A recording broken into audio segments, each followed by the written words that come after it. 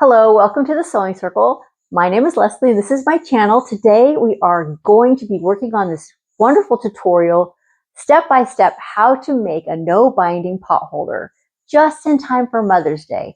These pot holders are adorable, functional, and very, very easy once you know the trick. So let's get started. What we need for this project is 6 8 to 10 inch squares of fabric, cotton batting, and optionally Insulbright.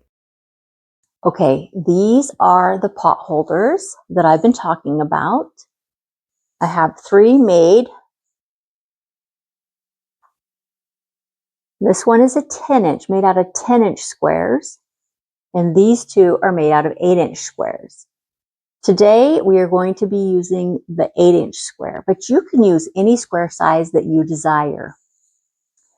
What we need, first of all, for this tutorial, for this pot holder, is we need to have 4 of the squares in the size 8-inch or 10-inch, which will represent the 4 folded triangles on the top of the pot holder.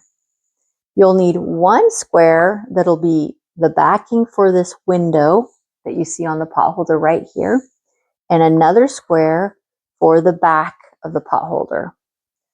That makes a total of 6, 6 8-inch squares, along with either 2 squares of 100% cotton batting or 1 square of 100% cotton batting and 1 square of Insulbright.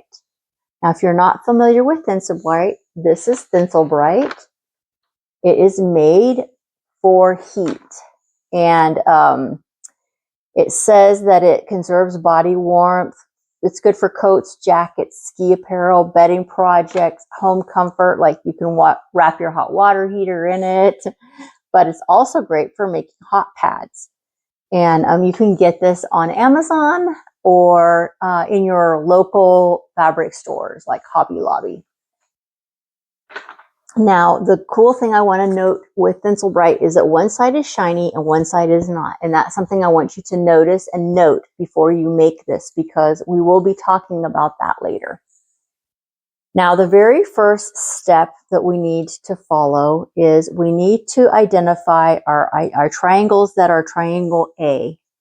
I like to do triangles that are opposing colors. Like for instance, this one has 4 triangles with 2 opposing colors. And today we're going to be doing this style, 4 triangles with 2 opposing colors. So the first thing we're going to do is we're going to iron our squares in half. I'm taking my elephant print, ironing it in half.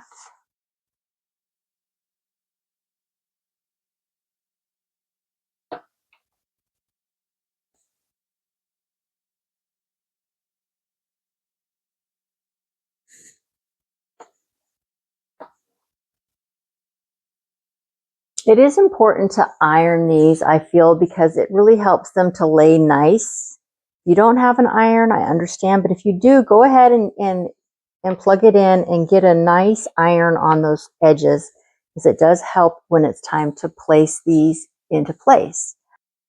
Okay, now I have all 4 of my A triangles or squares pressed into triangles, pressed in half.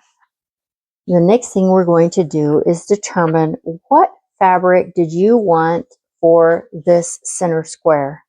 This will be fabric B. I chose these sunflowers. So we're going to lay fabric B down, face down, and we're going to then cover fabric B with our cotton batting. Now, if you're using a cotton batting only, you should put 2 squares of cotton batting at this point. I'm using 1 cotton batting and then 1 Insulbright. And as I spoke of before, Insulbright has a shiny side and a not shiny side. We're going to be putting the shiny side up because the shiny side is for the back of the fabric here where our hand will be sliding in here, but this will be where we want to resist the heat. So shiny side up, and next we're going to be putting fabric C, which is our backing fabric, on the sandwich of fabric squares. Now we've got all of these sandwiched together. I want to make sure we get them as even as possible. It's a little bit difficult when you're dealing with batting, but you want to have them as even as possible. And then we're going to start with placing our rectangles or triangles.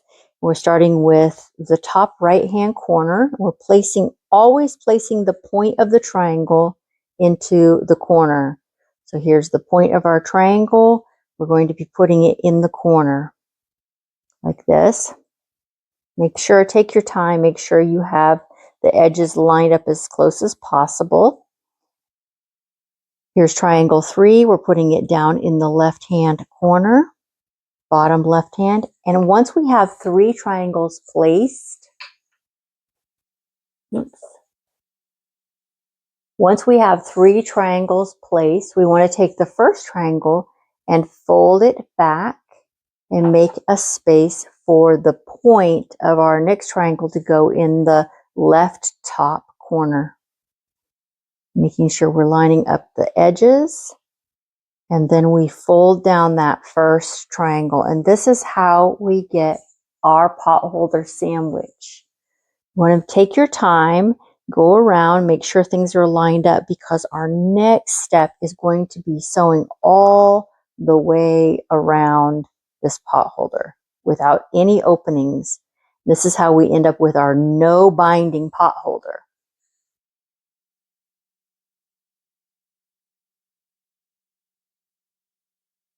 Now, if you want a loop for your potholder, this is the good time to add it. You're going to be sticking it in underneath all of the triangles. So lifting the triangles, finding that backing, sticking it in there into the sandwich.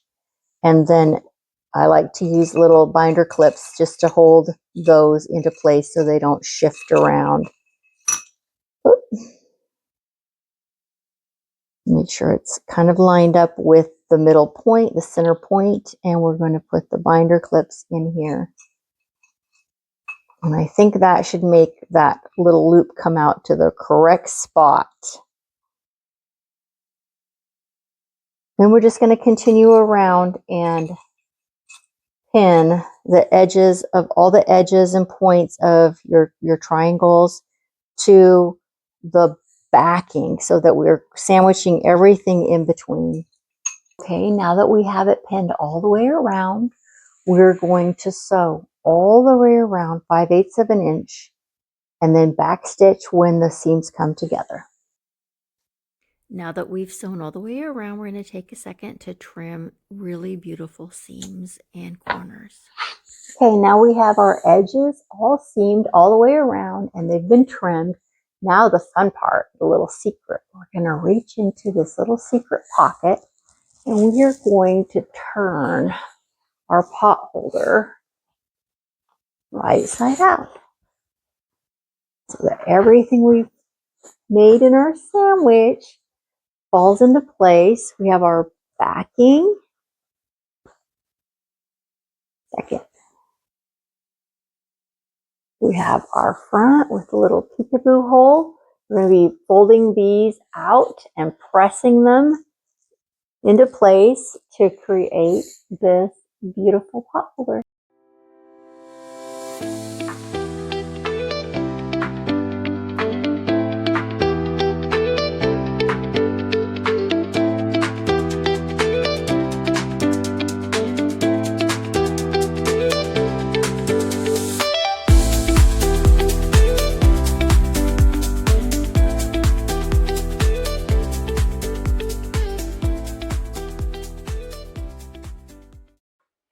Well, now we've completed our adorable potholder.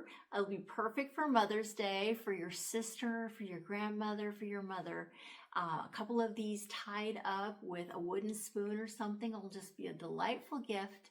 And I hope you enjoyed it. Let me know in the comments what you thought of this tutorial and if you made this potholder. We'll talk to you later. Bye-bye. Happy sewing.